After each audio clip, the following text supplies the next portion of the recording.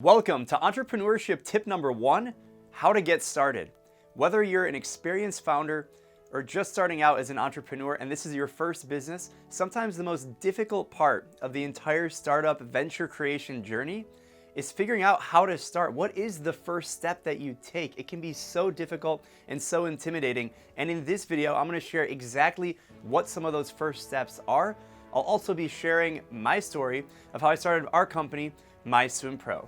And I want to begin by the quote, "Everything great started with just an idea and an action," right? Those two things, an idea and an action. And actually in this video, we're going to focus on the action, getting started. What is that first step that you can take? Because the idea, what you'll find is actually less important than the first steps that you actually take. The idea can actually transform, but taking those first steps is critical. There's also 3 truths that I want to outline. The first is that the key is just to start. And by the end of this video, you'll truly understand what that means. Put something out there. It's so important that you don't sit on your idea. It's okay to tell people about your idea. It's okay to share. It's so important that you put something out there. And the third truth is that you only have one life. The expression, now is better than later. This is the time to do it, not tomorrow. Nothing will be more advantageous for you if you wait a month, a year, a decade from now. You only live once, so make it count. So how do you actually get started? What are those fundamental steps? I recommend you start with what you know. Gee, that sounds pretty obvious. What does that actually mean? It means figure out the problem that you can solve. And this begins by thinking about an industry you have experience in. So something that you actually know yourself. So if you're a nuclear physicist, I'm assuming you're going to have much better insights into the problems of that market as compared to the average person. If you love food and you go to a lot of restaurants, you probably know more about that. If you're into sports and you're into the NFL, football, basketball, it doesn't matter, you know more about that than the average person. So because you're already passionate about it, because you already know a lot about it, you're in a better position to solve that problem. The third step here is to choose a medium that you're good at to put something out there. What does that mean? It means you need to think about it from the perspective of, if you were to put something out there, how would you do it? So if you have an idea for a restaurant, you're not going to go from an idea to a restaurant by snapping your fingers in a matter of a day or even a week or even a month. There's a lot of steps in between. So what is the medium that you can put something out there as quickly as possible? If you have an idea for an app, you're not going to go from an idea to an app by snapping your fingers. There's a lot of steps that happen in between. Let me give you a couple of examples.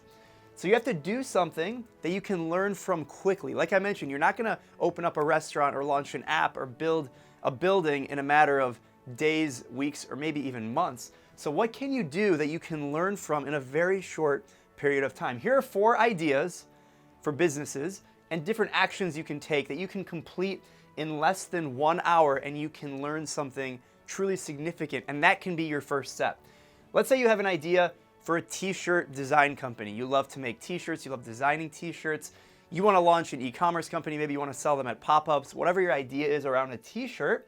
So rather than setting up a pop-up, printing things, trying to sell them, doing all of that work, the first thing that you could do is you could just draw one of your designs. Maybe you already have designs drawn out, and you can post it on your personal Instagram account, and you can start to collect feedback, whether it's a form, however you choose to do this. The idea is, how can you take something that you already have an idea for, you're already passionate about, you've already probably done something, how do you put that out there and then get feedback that you can learn from fast? Whether you have 100 followers, 1,000 or 10,000 followers on Instagram, in this specific example, you're probably going to be able to get some kind of a reaction. If Instagram isn't your medium, maybe it's Twitter, maybe it's vlogging, maybe it's writing a post down. If your idea is to write a book, you want to publish a book, you want to be an author, to go from an idea to actually writing a book is not going to happen overnight, but what can you do in a short period of time? You can write a blog post, you can write a LinkedIn article, you can write one of those tweet threads that goes on for 15 tweets. The idea is, how do you put your idea out there and then get feedback on that idea as fast as possible? Let's say you have an idea for a restaurant. We talked about this already. It's very difficult to go from idea, maybe you love to cook, to actually having a restaurant.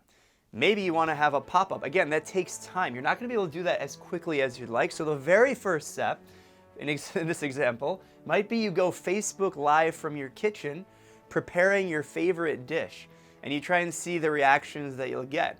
Maybe that'll steer you in another direction of what types of recipes people want to see. Maybe that informs you as to what people are actually interested in.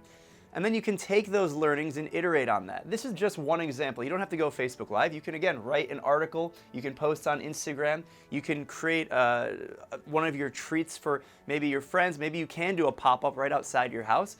Be creative, but figure out what can you do fast and what can you do that'll take less than 1 hour. The fourth example is actually how I started my company. I had an idea for a swimming app. I identified a problem, passionate about swimming, and we didn't go from an idea to an app overnight. It happened pretty fast, but it wasn't that fast. So the first step I did was not create a swimming app. It was actually to create a Twitter account, and I started tweeting about swimming, and I started getting feedback about that concept through Twitter. So you wouldn't really think, I want to create an app, and then I'm going to make a Twitter account. You think, I want to make an app, so how do I get to an app? But the idea is, you're missing the point. What is the first step that you can take? And whether you're an experienced founder and you already have a company, maybe it's launching a new product, go back to your roots. What is the problem that we're trying to solve? And what is that first step that we can take, that we can learn from fast, that we can learn from in less than 1 hour? What can we do in less than 1 hour? So to tell you a little bit more about the MySwimPro founding story, yes, we started with an idea. By the way, give this video a like and a thumbs up if you like my symmetrical light bulb. Ding! The MySwimPro founding story really started with that idea. The next step was creating that Twitter account. After that, we created a website. And when I say we, this was me still at this point. So created a website. It was the URL. And you can actually, I drew a mock-up of the application, and I was testing what people would actually want. So all of these steps took less than an hour individually, and there was a lot of time in between of learning and iterating and thinking about what we can do next and talking to people. I did customer discovery on this website of a mock-up of an app that you could put your email into. So you put your email in, and you were trying to download an app that didn't even exist yet. It was just a drawing of an app that I created in Photoshop. I had a few hundred people put their email into that form, and that's how I did my initial customer discovery. From there, I went to a startup weekend and I pitched the event for the first time publicly.